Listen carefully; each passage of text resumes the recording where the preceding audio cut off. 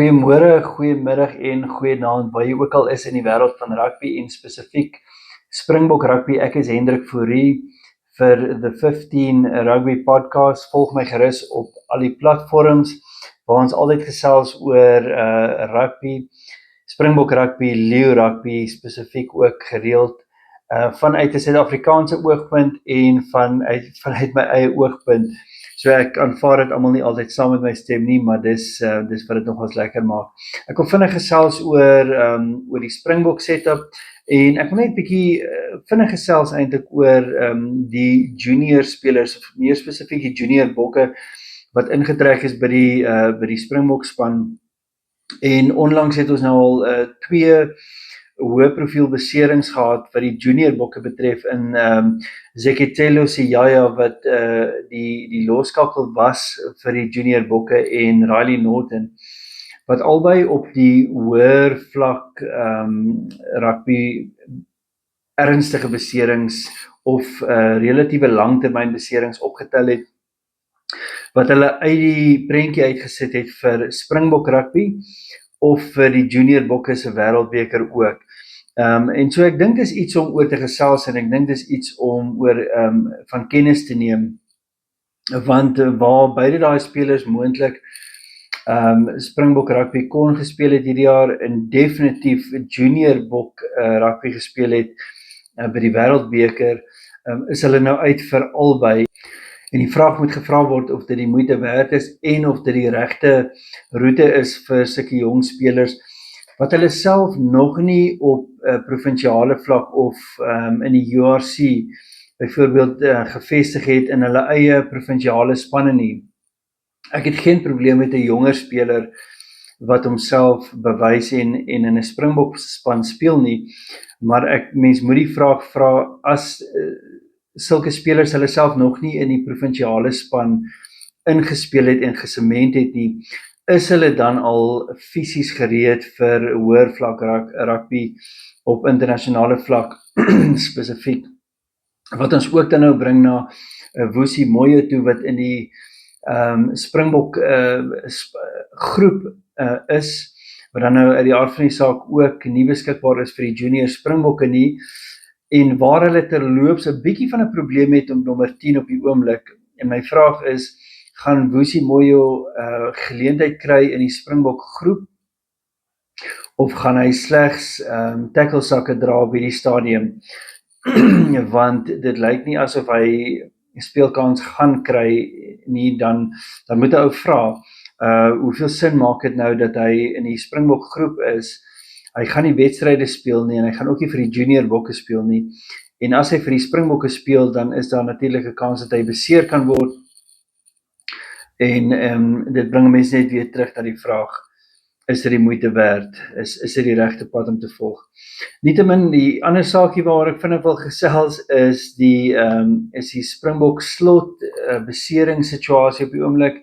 Ek weet Rassie het op 'n week of 2 terug gesê dis nog nie 'n krisis nie, maar ek dink dit begin neig na 'n krisis toe. Ek wil net vinnig deur die lys van name hardloop op hierdie stadium. Is dit dan nou Riley Norton wat by die lys gevoeg is, RG Snyman, John Klein, Franco Mostert, Salman Murad en Lote Jager. Daar is almal spelers wat nie vir die toets teen Engeland in ag geneem kon word nie weens beserings. Wie dan in die groep ingetrek is Elrich Louw, wat nou natuurlik meer van 'n flank is. Ek weet nie of Rassie hulle planne het met hom op slot ook nie, en of dit nou maar net is om te cover as Pieter Steff dalk na die slotposisie toe moet beweeg, wat ek dink gaan gebeur tydens die toets teen Engeland in elk geval. Ek dink Eben Etzebeth sal na 50 minute of so afkom en Pieter Steff behoort dan in daai slotposisie in te skuif. Die ander speler wat terug is in die Springbok groep is Ethan Hooker, en ek's baie bly hy is terug na sy onvoorsiene besering en onnodige besering in sy URC wedstryd vir die Sharks. Die enigste wat kan 'n mens sê positiewe of 'n silwer randjie op hierdie stadium van die donker wol is dat ons vir die volgende 3 Saterdae is ons wedstryde teen Engeland, Skotland en Wallis. As 'n mens dit in ag neem teenoor die einde van die jaar se Nasie-kampioenskapwedstryde, dan is hierdie sekerlik die makliker deel daarvan. Aan die einde van die jaar sal ons natuurlik teen Italië, maar dan ook teen Ierland en Frankryk speel en hopelik is ons slotsituasie dan baie beter. En dan die laaste issuekie waaroor ek net vinnig wil gesels, en dit is nogals vol op sosiale media, is die kaartjieverkope tussen die Springbokke en Engeland hierdie Saterdag by Ellis Park. Nou ja, mens kan 'n hele lang gesprek voer oor redes daarvoor en Ellis Park spesifiek. Maar een van die dinge wat 'n mens nie moet oorkyk nie is die pryse van die kaartjies. Dis die goedkoopste is R950, die duurste is R3000. En ek wil my stems gooi saam met baie van die ander sosiale media rugby kommentators en sê vir SA Rugby, wat dink julle? Wat dink julle? Hoeveel geld dink julle verdien die algemene of die gemiddelde Suid-Afrikaanse rugby ondersteuner? En een van die SA Rugby mense het blykbaar met 'n flou verskoning uitgekom van die oorlog in Irak. Nou as jy kan my verduidelik wat het die oorlog in Irak te doen met kaartjiepryse op Ellis Park, dan sal ek graag vir jou 'n troostprys wil stuur. Maar dit is definitief nie die rede nie, want die kaartjiepryse is lankal reeds hoog. Die omgewing rondom Ellis Park is lankal reeds 'n probleem en jy gaan sukkel om mense te oortuig om op 'n Saterdagmiddag Ellis Park toe te ry, en dit sien ons met die leeu bywoningsgetalle ook ongelukkig. Ek sal net dit sê as 'n getroue leeu ondersteuner, wanneer jy eers by Ellis Park is en spesifiek in die geallokeerde parkeerareas en omheinde areas, dan is dit fantasties om daar te wees. Is daar absoluut geen probleem nie. Die probleem is om tot by Ellis Park te kom. Dis nie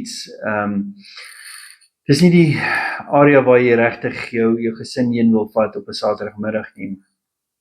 Jammer as ek nou so reg het is daaroor. En om net terug te kom na die kaartjiepryse, as jy jou vrou en sê net maar 2 kinders wil vat en 'n redelike goeie sitplek wil hê, dan gaan die kaartjies jou klaar R12,000 uit die sak jaag. En dan praat ons nou nie nog van die vervoer en die eetery en daai tipe van goeder wat jy ook nog gaan spandeer nie. So jy praat van R13,000 of R14,000 vir 2 of 3 ure wat jy gaan spandeer om lewendig na die Springbokke te gaan kyk. Ek dink dis absurd. SA Rugby, ek dink julle beursies is vol genoeg. Hierdie idee dat SA Rugby altyd sê dat hulle die game na die mense toe wil neem, moet ek ook oor vra, en dit is die ooreenkoms wat hulle het om provinsiale en nasionale en internasionale rugby net aan DStv te verskaf, waarvan skaars 1% van die land se mense DStv premium het. Waarom kan hulle dit nie ook vir die SAIK en ETV gee nie, of ordentlike uitsaai dienste lewer op YouTube of so iets nie. Ek dink dis tyd om julle beursies eenkant te sit en te kyk na wat werklik belangrik is vir Suid-Afrikaanse rugby en nie net julle eie gatsakke nie. Van my, Hendrik Fourie, ek hoop jy het 'n wonderlike week verder. Sterkte aan die junior bokke môre en sterkte aan die Springbokke. Ek weet ons sien uit na 2 goeie wenne teen die einde van die naweek. Cheers.